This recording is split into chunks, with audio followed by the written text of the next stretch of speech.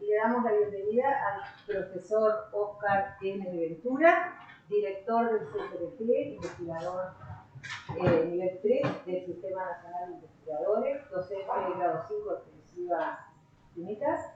Es especialista en la aplicación de métodos de química computacional a estudios variados como problemas en ámbitos químicos de diferente naturaleza, química ambiental, de la madera, atmosférica, bioquímica, etc.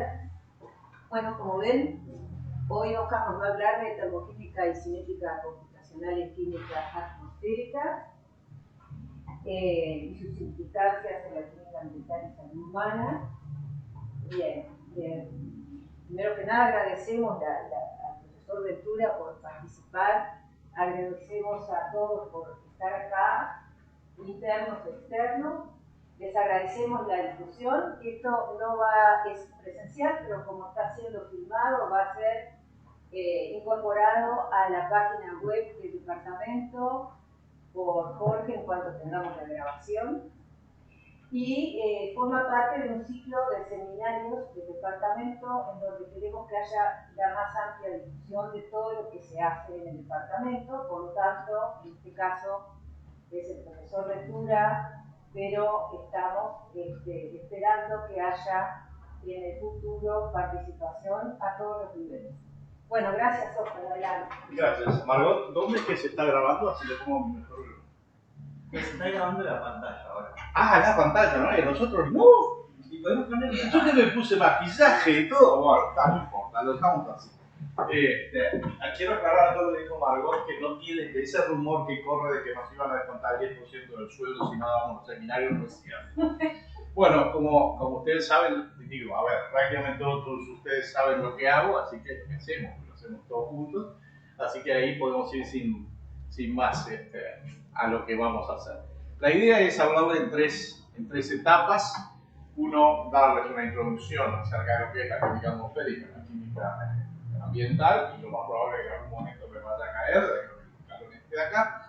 Ustedes no se preocupen, me recuperaré. Después vamos a hablar de lo que es la base teórica de los estudios que hacemos, y si da el tiempo vamos a hablar de algunas de las aplicaciones en las cuales estamos trabajando y quizás un poco hablar del futuro. Bueno, obviamente todos sabemos de qué se trata cuando nos interesamos en química atmosférica, ¿no? Atmosférica, la atmósfera, pero la química atmosférica no es algo que está aislado, no es algo que ocurre solamente en fase gaseosa, sino que tiene toda una relación con lo que es el suelo y lo que son las corrientes de agua, con los cuerpos de agua y demás, y básicamente forma parte de lo que se llama la química ambiental. Entonces lo que nosotros hacemos en realidad es estudiar reacciones en la atmósfera, también estudiamos otro tipo de reacciones, pero hoy les voy a hablar solamente de las reacciones en la atmósfera que reciben una cantidad de gases que vienen de distintos lugares, vienen de los océanos, vienen de las aplicaciones industriales, vienen una cantidad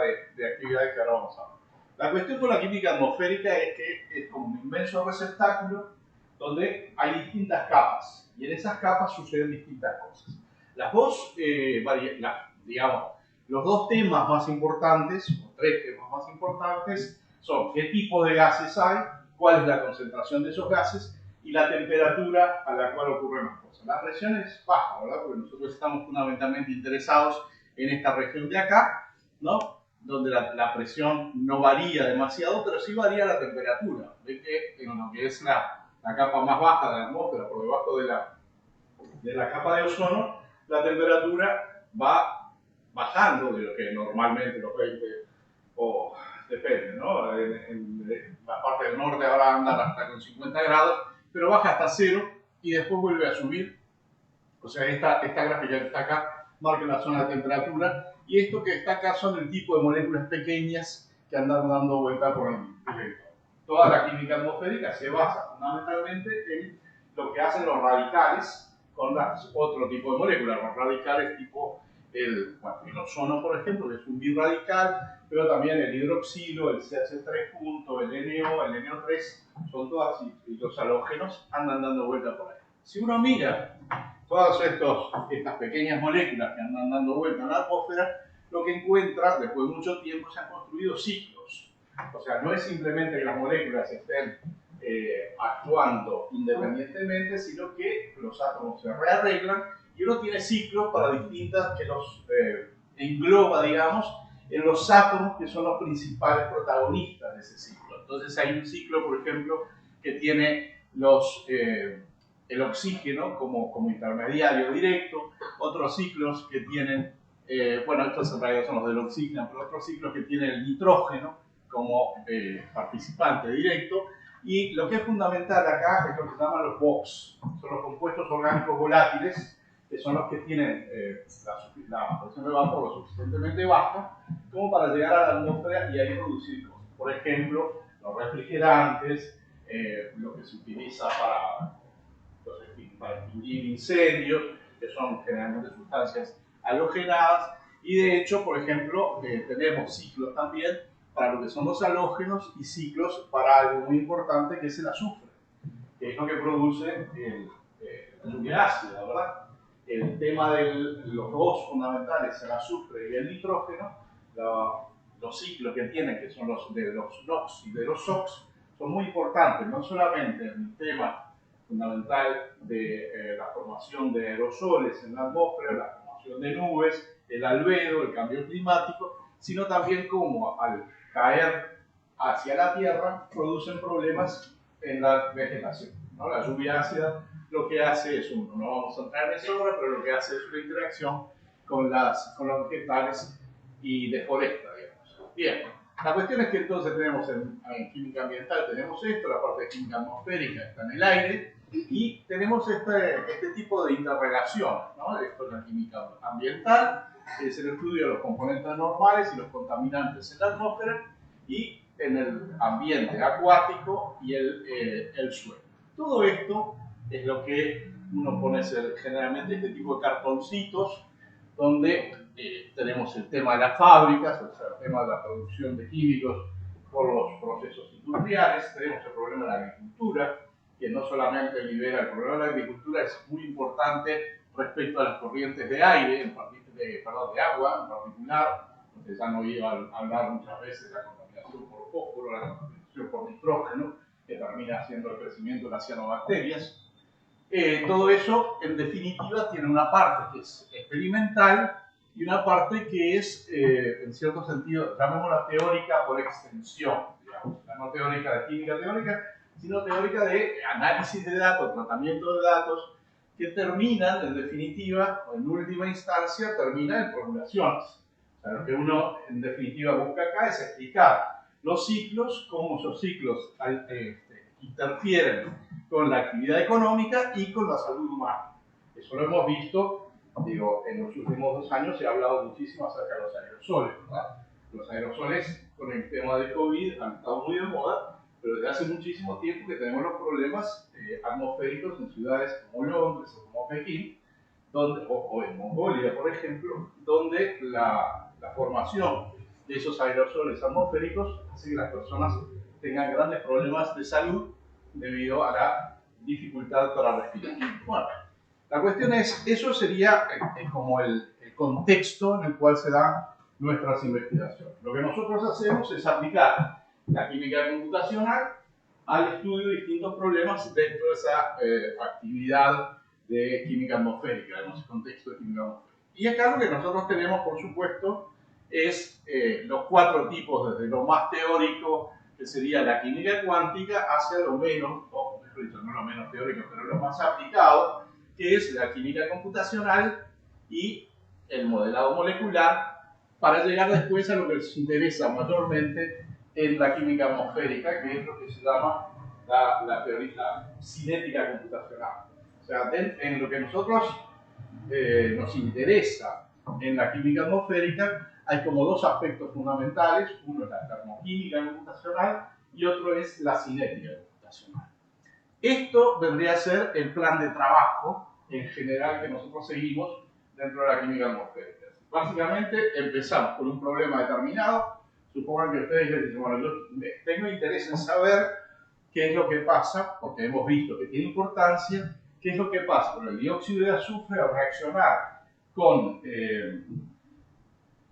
radicales en medio acuoso. Pero la pregunta entonces es, bueno, pero en medio acuoso, ¿dónde hay en la atmósfera? hay un medio acuoso en la atmósfera, pero en la atmósfera hay pequeños cristalitos de hielo.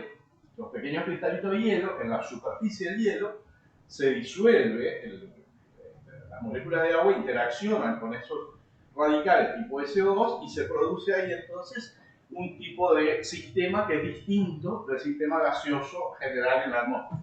Entonces ahí lo que nosotros tenemos que hacer, la primera etapa es seleccionar cuál es el sistema de estudio. Esto normalmente lo que pasa es, tenemos las colaboraciones con los experimentalistas y los experimentalistas nos dicen, mira, tengo este dato, por ejemplo, hay campañas, lo que nosotros hacemos con Leipzig, ellos tienen grandes campañas en distintas partes del mundo que las financian, además que hay mucha plata, y recogen datos que después se utilizan para generar modelos cinéticos de la atmósfera. Bueno, ahí viene alguno de los problemas que tenemos, que es la selección del sistema, a veces tal cosa y bueno.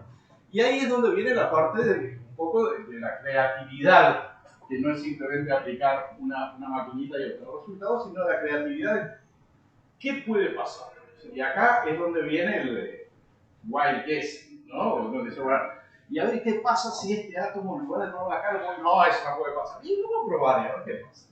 Ese tipo de a ver qué pasa es todo lo que se hace hipótesis acerca de los mecanismos de reacción de los casos que nosotros estamos interesados en investigar. Una vez que hemos hecho esas hipótesis, lo que hacemos es generar los caminos. Empezamos de lo que se conoce, obviamente, como siempre en ciencia siempre construimos sobre lo anterior, empezamos de lo que se conoce y vamos generando además caminos alternativos. Bueno, ¿qué pasa si, ponele, en la atmósfera, yo les mostré ahí unos globitos ahí, en la atmósfera estamos llenos de oxígeno, ¿no? Y el 20% de los gases que hay ahí, la mayor parte es nitrógeno, pero después viene el oxígeno. Quiere decir que es difícil pensar que no vaya a haber una reacción radicales con oxígeno. Pero lo que yo puedo decir es, bueno, pero no hagamos la reacción atmosférica, vamos a hacer la reacción en una cámara a presión, donde en lugar de poner oxígeno vamos a poner nitrógeno. Entonces vamos a estudiar cuáles son los caminos laterales de reacción que podrían ocurrir en caso que yo no tuviera oxígeno. O, ¿qué pasa si en lugar de tener las reacciones en una atmósfera general, tengo las reacciones en el entorno del borde entre la Tierra y el mar? Porque ahí sabemos que se produce mucho NO3 y sabemos que se producen muchos radicales halogénados. Bueno, eso es entonces la parte donde encontramos cuáles son todos nuestros productos químicos, pueden ser muchos cientos de productos químicos, y es donde entramos a hacer lo que es típicamente de la teoría, de la parte teórica, que es generar la geometría de los compuestos, generar la geometría de los estados de transición que intervienen en las reacciones químicas, y generar luego, a partir de todo eso, información termodinámica, es decir, información termoquímica, saber cuáles son los calores de formación, cuáles son las entalpías de reacción, qué reacciones son espontáneas, qué reacciones no lo son. Con esa información que nosotros tenemos de la parte termodinámica, luego generamos la información cinética. Y eso nos va a permitir saber a qué velocidad transcurren determinadas reacciones y otras no, en función de la presión y la temperatura que nosotros tengamos en los experimentos que estamos haciendo. Y finalmente, todo esto, ¿para qué nos sirve? Nos sirve para agarrar dos caminos diferentes. Uno puede ser el camino de corroborar lo que se sabe o no, pero ya existen determinados datos y uno busca saber si lo que uno determinó está de acuerdo o está en desacuerdo con eso, o busca predecir datos experimentales que no existen todavía. Por ejemplo, el último trabajo que mandamos ahora fue determinar con mucha precisión los datos que están presentes en unas tablas venerables que son del National Institute of Standards para las tablas HANA termodinámicas. Hay 4 valores, hay 4 moléculas que son ácidos sulfénicos. Los ácidos sulfénicos tienen mucha importancia en bioquímica en la parte de cuando la cisteína interacciona con ROS, con las especies de oxígeno activadas. La cuestión es que hay 4 datos experimentales más. 4. Esos 4 datos experimentales los ha usado todo hijo de buen vecino cuando quería estudiar a sus sulfénicos. Bueno, de los 4 están mal. Los 4 están mal. Nosotros hemos determinado, a un trabajo que nos llevó mucho trabajo, hemos determinado que esos 4 están mal, pero por errores de tipo del 25%. Así que bueno, ahí eso es una de las cosas donde la química computacional realmente puede dar ayuda, digamos, al experimento. Ahora la cuestión es, voy a entrar acá un poquito, pero voy a ir medio rápido. Para los que esto ya lo saben, esto va a ser un poco interesante, y para quienes esto no lo saben, no lo van a entender. Así que voy a ir relativamente rápido. La idea fundamental es, tenemos dos pilares fundamentales en la química teórica, es saber qué hacen los núcleos y saber qué hacen los electrones, ¿no? Una molécula es un conjunto de núcleos y electrones, los núcleos hacen una determinada cosa, los electrones hacen otra, y a partir de eso tenemos dos tipos de estructura. Tenemos la estructura electrónica, que la determinamos con ciertas ecuaciones, básicamente la ecuación de Schrödinger, y tenemos la estructura nuclear, que nos permite, cuando se mueven los núcleos, permite construir este tipo de... esta la voy a saltear, como les decía, de vez en cuando nos vamos a saltear algunas cosas, nos permite construir lo que se llama las superficies de energía potencial. Básicamente es una hiperficie, porque tiene muchísimas coordenadas, que nos da la energía de los electrones, del sistema de electrones, en función de las coordenadas nucleares. Cuando nosotros variamos las coordenadas nucleares, tenemos reacciones químicas, o podemos hacer, o mejor dicho, lo que podemos hacer es generar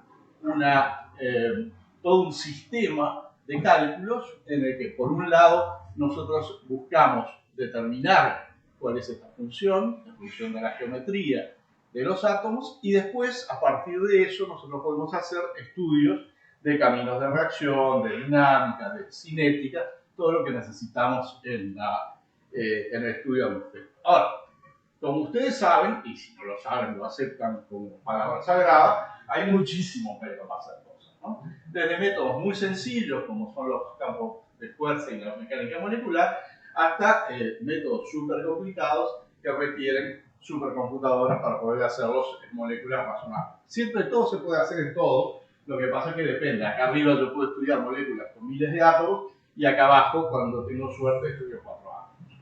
La ventaja que tiene, y esa es una ventaja de la química atmosférica, para los que nos gusta hacer cosas de precisión, es que las moléculas son chicas.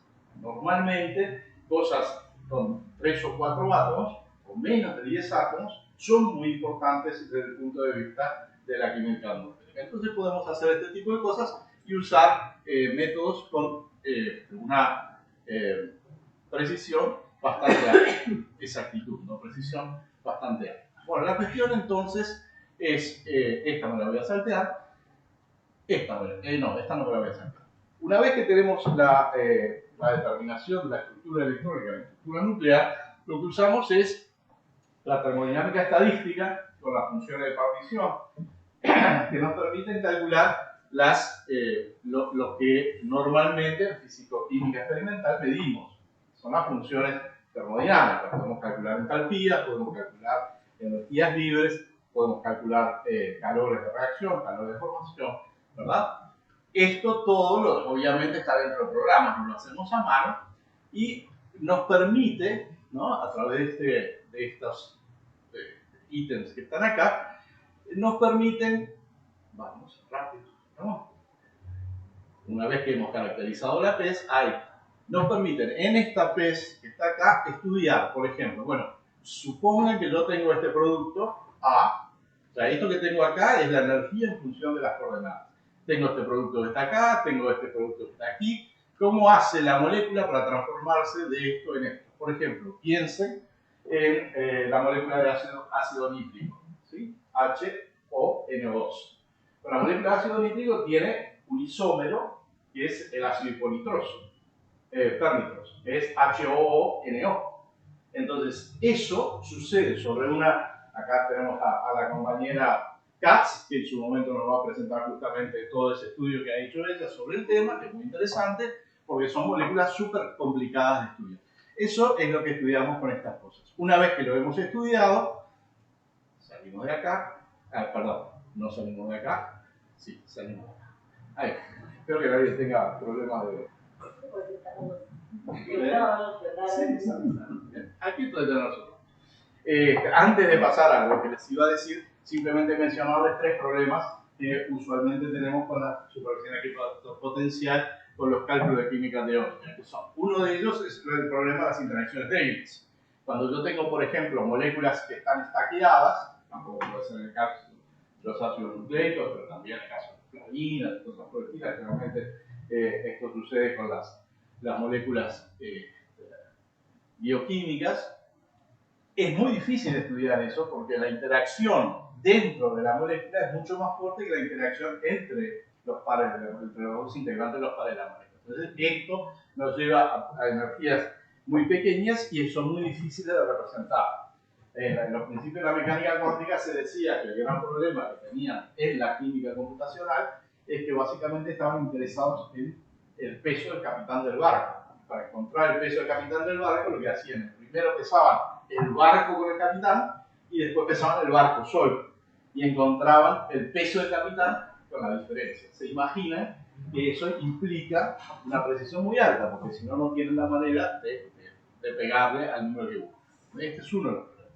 Otro de los problemas que tenemos para determinar funciones termodinámicas son las moléculas muy grandes. Las moléculas muy grandes, lamentablemente, implican una precisión baja. O sea, básicamente acá ustedes tienen una ecuación que es muy sencilla. La complejidad del problema que ustedes están estudiando, multiplicado por la precisión y exactitud del método que ustedes quieren explicar, es igual a una constante que depende de la capacidad de computación que tienen ustedes. Así de sencillo. Tienen computadoras grandes, pueden estudiar problemas grandes con una precisión grande. O pueden estudiar problemas muy grandes con una precisión media, o problemas inmensos con una muy baja precisión. O al revés, problemas muy chicos con una muy alta precisión.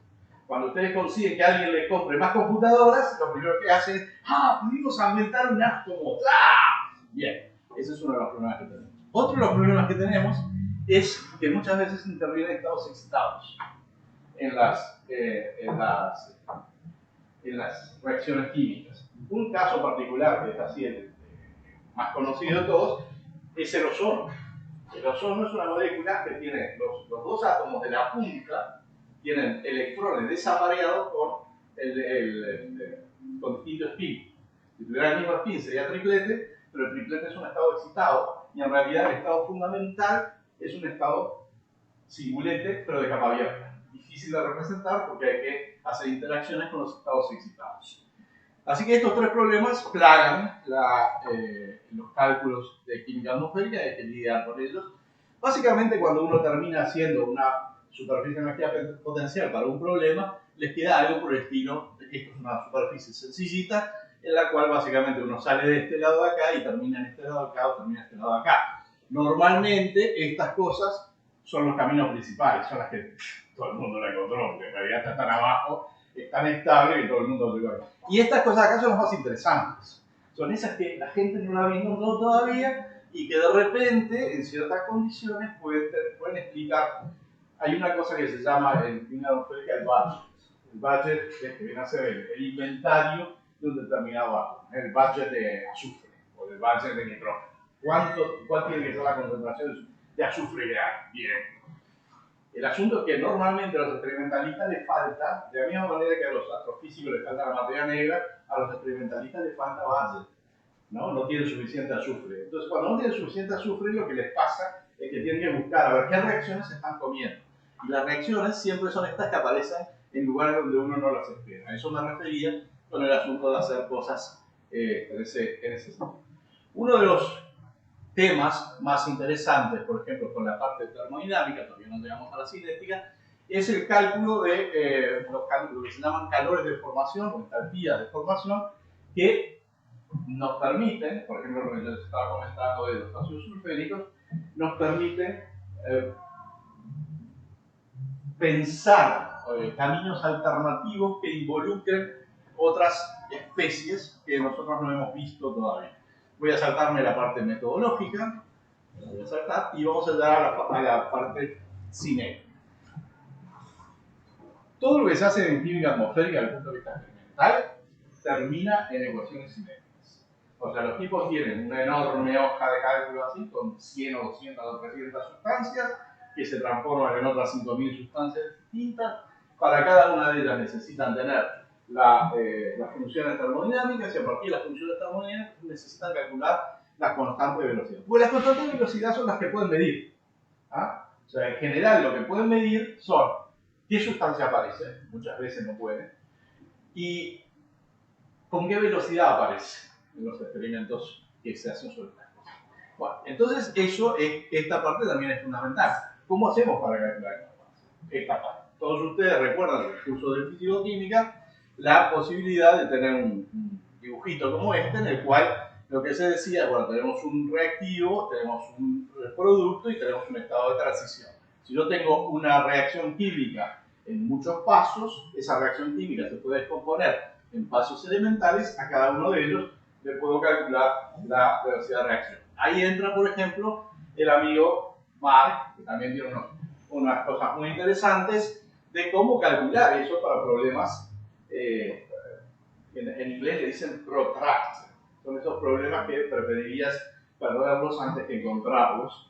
Y generalmente lo que se hace es empieza con algo muy sencillo, que es la teoría estándar del estado de transición, donde se obtiene una expresión teórica que es perfectamente asimilable a la expresión experimental, la ecuación de Arrhenius, ¿no? Entonces uno puede calcular, utilizando los programas de química cuántica, puede calcular esas velocidades de reacción. Lo que pasa es que esa velocidad de reacción pocas veces tienen que ver con lo que los experimentalistas obtienen. ¿Por qué? Porque si ustedes se fijan en la ecuación esta, ven que, en esta ecuación que está acá, ven que las expresiones de las energías están en los exponentes. Entonces, cuando yo me equivoco, de repente, cuando mi método me da una precisión de 2 kilocalorías por mol, la velocidad de reacción me varía en 5 o 10 veces. Factores, o sea, una velocidad que debería ser 10 a la menos 12, de repente me queda 10 a la menos 15, por decirlo algo.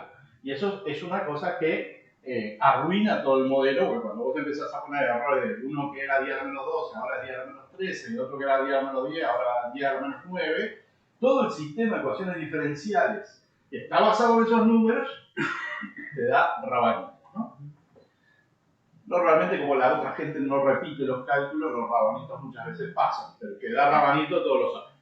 La cuestión es que ahí entonces hay que hilar más fino. Y el hilar más fino implica modificar la teoría del estado de transición. La teoría del estado de transición, como se inventó originalmente, es vos vas de A a B pasando por encima, ¿no? el análogo de las montañas, ¿no? Para pasar de un valle al otro, yo le paso por el lugar más bajo de todas las montañas que tienen entre medio. No voy a ir hasta la cumbre de la montaña para volver a bajar, ¿no? Eso es la teoría de estado de transición clásica. Pero ¿qué pasa? Esa teoría de estado de transición no refleja la dinámica. La dinámica de las reacciones químicas es que las moléculas que están colisionando entre sí van para un lado y para el otro, y muchas veces recruzan la región del estado de transición. Entonces la constante velocidad de reacción no es simplemente lo que uno tiene en estado de transición, sino que lo que tiene que hacer es optimizar un hiperplano que pasa por la región del estado de transición y que no necesariamente coincide con el punto del estado de transición. Si la reacción química tiene un estado de transición de estos que son machazos, así que uno lo ve hasta con los ojos cerrados, no pasa nada. Pero cuando uno tiene reacciones que suceden en la atmósfera, que tienen estados de transición bajos o que incluso no son estados de transición convencionales, que son bottlenecks, son cuellos de botella, ahí la teoría falla. Entonces se aplica otra teoría que es la minimización de la superficie que divide el estado de transición y se obtiene un método que se llama el método variacional del estado de transición. Estas son las cosas que lo vuelven loco a Mark, que le encanta hacer. Le dice, no, ya lo bajé, ahora tengo, en lugar de 10 veces, ahora 5 veces. Al mes o los 2 meses, ahora 3 veces menos.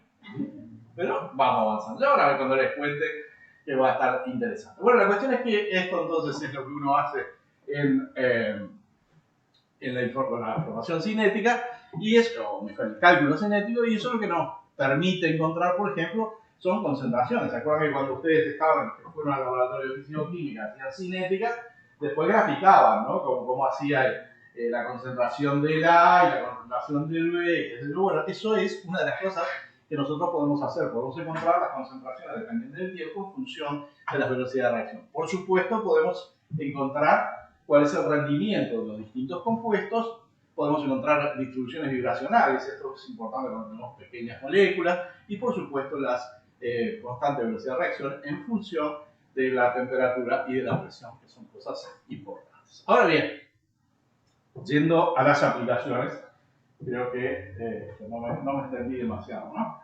Yendo a las aplicaciones, por ejemplo, estos son algunas de las publicaciones que hemos hecho en casos particulares. Uno de ellos es el azufre. Hemos trabajado muchísimo con el azufre.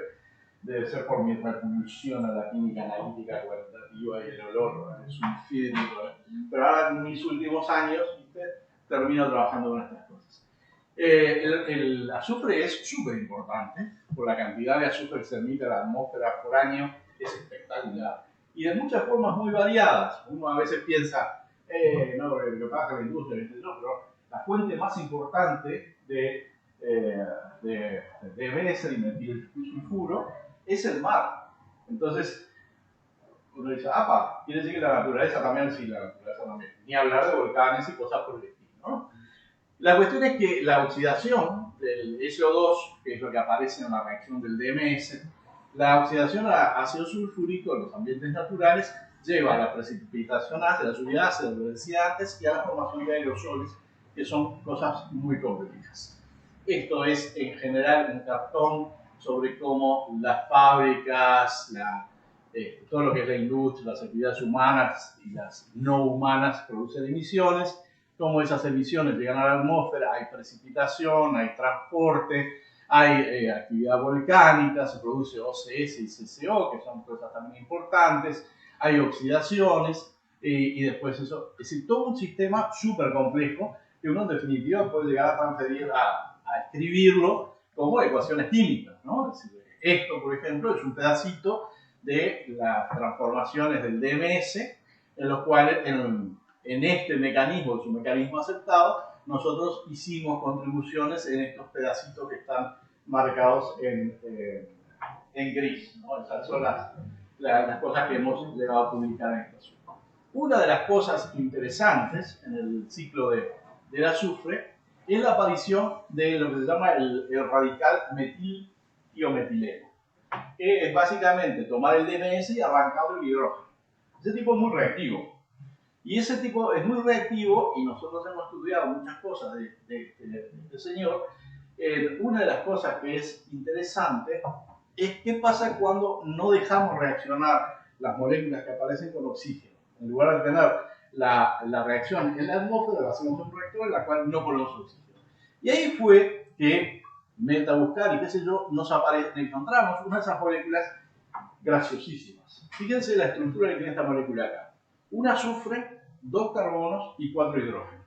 Esto lo que implica es que el azufre este que está acá tiene un doble enlace con cada uno de los carbonos. Pero si uno recuerda que el carbono, el CH2, es isoelectrónico con el oxígeno, esto que está acá se parece mucho al SO2. Pero si además uno recuerda que el azufre y el oxígeno son isoelectrónicos de valencia, y yo pongo en lugar del oxígeno acá, en lugar del azufre ahí pongo el oxígeno, esto se parece mucho al O3. Entonces yo puedo entrar a investigar por una cuestión de reacciones de ozonólisis, donde en lugar de meter ozono, yo meto esta nueva molécula que encontramos acá. Esto no vale la pena, esto no vale la pena. ¿Cuáles son los problemas que nos enfrentamos? Esto está muy lindo, ¿no? Miren los resultados experimentales, que son los puntos, porque también hay que, la cuestión acá no es solamente teórica. Ven que los resultados experimentales, esto que está descrito acá, es la constante velocidad de reacción en función de la inversa de la temperatura. Ven que los puntos experimentales, algunos dan para arriba y otros dan para abajo. Eso lo que implica, son cosas muy distintas. Unos implican que la velocidad de reacción aumenta con la temperatura, y los otros implican que la velocidad de reacción disminuye con la temperatura. Cosa que obviamente no es lo mismo, ¿no? Entonces, la cuestión que nos propusimos nosotros fue decir, bueno, vamos a intentar ver cuáles son las cosas que suceden y a ver si podemos reproducir por qué los experimentalistas están obteniendo resultados tan diversos. Finalmente, lo que les muestro acá, que viene a ser el condensado de bastante trabajo, es si uno utiliza determinada metodología que no tiene en cuenta ciertas reacciones secundarias, lo que obtiene son lo mismo que los experimentalistas. Ven que nuestras curvas continuas dan lo mismo que los experimentalistas, estos que iban para arriba. Cuando uno hace el cálculo, incluyendo todo lo que no había incluido antes, entonces obtiene cosas que son parecidas a los experimentalistas, pero yendo para abajo.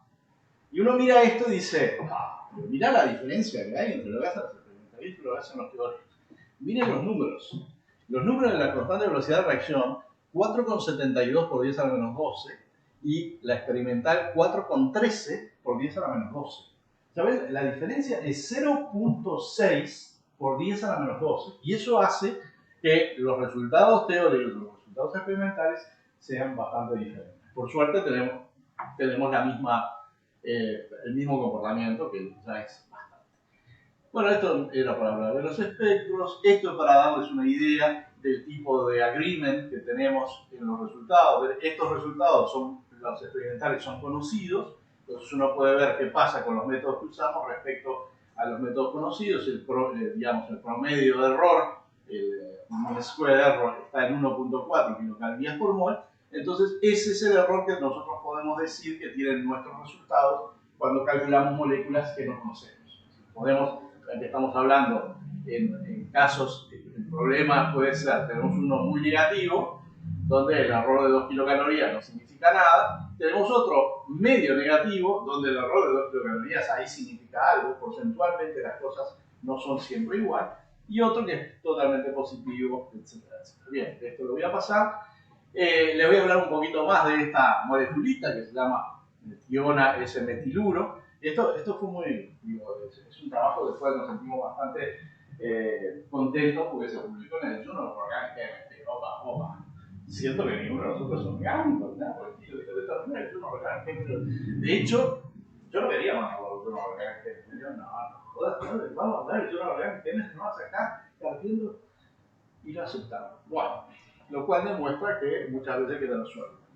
Es una cosa muy interesante porque esta molécula es el pariente pobre desconocido de otras moléculas que eran muy conocidas, ¿no? El tiroacetaldehído, el litio, y son moléculas muy conocidas, pero esta no la había estudiado nadie, por lo cual encontramos ahí un filón, hemos hecho varios estudios que no les voy a describir ahora, voy a pasarlo, y voy a pasar a otra cosa. Ahora, eso nos ha permitido publicar bastante y encontrar cosas interesantes. Otra de las cosas que hacemos y que es interesante de estudiar es lo que tiene que ver con las emisiones de motor de combustión interna. En este caso en particular, lo que nosotros hicimos fue estudios que tienen que ver con con tolueno y catecoles y cosas que están de alguna manera relacionadas con el benceno hidroxilado o oxidado. En esto hemos hecho mucho trabajo, estoy pasando rápido porque si no vamos a ir a donde vale la pena ir. No sé si lo van a llegar a ver, pero estos números muestran parte de lo que yo les decía con Mark, del gran problema que tenemos en calcular cosas. Se pueden obtener números que no lo ven, pero si lo vieran, acá dicen a menos 13 y acá dicen a menos 11. O sea que tenemos un span de aproximadamente 100 entre distintas metodologías. Hemos hecho muchos estudios mecanísticos,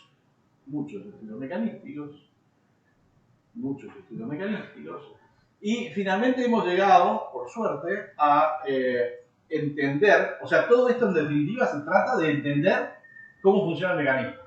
Y por suerte hemos llegado a entender cómo funciona el mecanismo, cómo se dan las reacciones de abstracción y cómo se dan las reacciones de adición y cómo aparecen los cresoles en relación al benzaldehído, que son los productos que nosotros estábamos interesados en ese aspecto. Y el último y tercer tema es la polución de agua. O sea, acá ya pasamos de lo que es química atmosférica a lo que es, me salté la parte de lo que es química atmosférica dentro de las casas. Porque eso también es una cosa interesante, dentro de las casas y fuera de las casas, pero en ambientes urbanos, que tiene que ver con la parte de las emisiones de autos. un ambiente urbano, un ambiente marítimo y un ambiente en una floresta son totalmente diferentes. Y los ambientes de floresta son muy interesantes por las emisiones de los árboles que tienen mucho que ver con los aldehídos. Bueno, pero salgamos de él. La otra cosa en la polución de agua, dos aspectos, la polución, la polución de sustancias cloradas.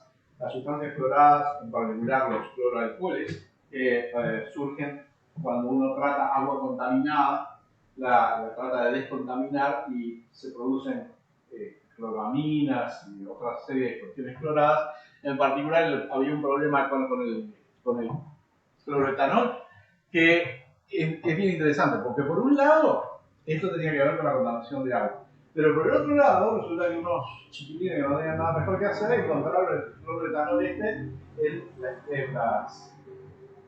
el outer space. Y claro, cuando encuentran una de estas moléculas orgánicas en el outer space, escorchan champán, todos estamos buscando pero hay mucha gente que está buscando el origen de la vida. Entonces encontrar sustancias orgánicas sencillas en asteroides o en outer atmospheres o de los planetas es muy interesante. La cuestión es que, bueno, esto también nos permitió hacer todo un trabajo de ver cómo estas moléculas interaccionaban, cómo, por ejemplo, interaccionaban a través de óxido de etileno, que esto es una cosa que también con Mark en su momento habíamos trabajado bastante, muy interesante, y llegan, bueno, esto, digo, yo no se los expliqué, pero todos lo saben, estos son los cortes, ¿no? Son los de energía potencial, ¿no? Bueno, la superficie de energía potencial tiene muchísimas variables, uno trabaja con cortes de ellas y no con la función completa. Esto lo voy a pasar, también estos son los complejos que surgieron, y acá describirles uno de los aspectos que es importante cuando uno trabaja en problemas acuosos, que es que hay agua.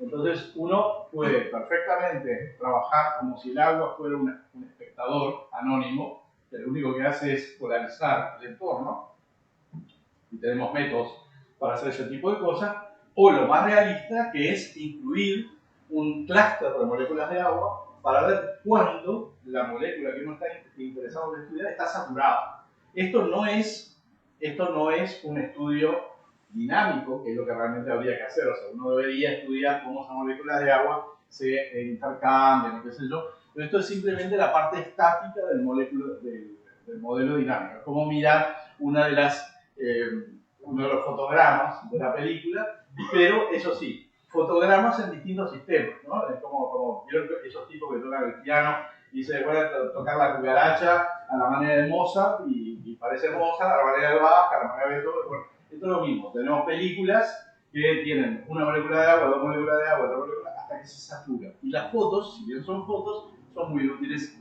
para ese tipo de trabajo. Esto también lo voy a pasar porque es una cuestión técnica. Y llegamos al último tema, que está relacionado también con el ambiente en medio de agua, que es el tema de los pesticidas. Todos sabemos que hay una cantidad de pesticidas que andan en la vuelta, algunos prohibidos, otros no prohibidos, pero que producen efectos en el ambiente, y nosotros también incursionamos en ese tema, en el tema de los pesticidas, en particular de un pesticida que se llama el 2-cloro-N-2-etil-6-metilfenil-N-1-metoxipropan-2-il-acetamida, ¿no? Si lo quieren pronunciar, si no, tiene un nombre más ahí entre casa. Metalagro. Y acá lo importante es lo que pasa con el tipo este cuando reacciona fotoquímicamente. Porque una de las cosas que le pasa a los pesticidas, cuando uno los larga en el ambiente, hace lo que tiene que hacer, pero después diciendo lo que tiene que hacer y lo que sobra, que no tiene más nada que hacer, bueno, se va a dar un paseo por las corrientes de agua. Y contamina las corrientes de agua. ¿Pero qué pasa en las corrientes de agua? Las que son muy profundas, cuando lo diluyen, no pasa nada, como el episodio de Sategui en los argentinos, pero cuando son playas, cuando son lugares chatos, entonces tenemos al sol que les está metiendo una cantidad de energía. Y se produce la fotoquímica, que es uno de los temas que abordamos en este caso. No los voy a aburrir con cuáles fueron los resultados, pero obviamente los resultados fueron buenos porque si no los había publicado. Pero esa es otra cosa en ciencia, uno de los resultados malos tiende a no publicarlos. También hicimos todo el análisis de los mecanismos de reacción y demás. Llegamos hasta, a ver así que bueno. Llegamos hasta estos que fueron los resultados, que fueron bien interesantes y nos permitieron, entonces se publicaron en el Pure Applied Chemistry, que no es una mala revista, y hasta el momento, digamos, nos está sirviendo para que vengan requests de gente de tipo Agricultural Chemistry que tiene interés en este tipo de estudios, así que bueno, en ese orden seguimos trabajando. Y lo último de lo último es esto. Uno de los problemas que hemos tenido hasta la fecha es el elegir qué tipo de metodología utilizamos. Con el tiempo las cosas empezaron a mejorar y qué sé yo, y entonces acá cada maestrito con su librito. Pero vos podés seguir el procedimiento fulanito, el procedimiento menganito,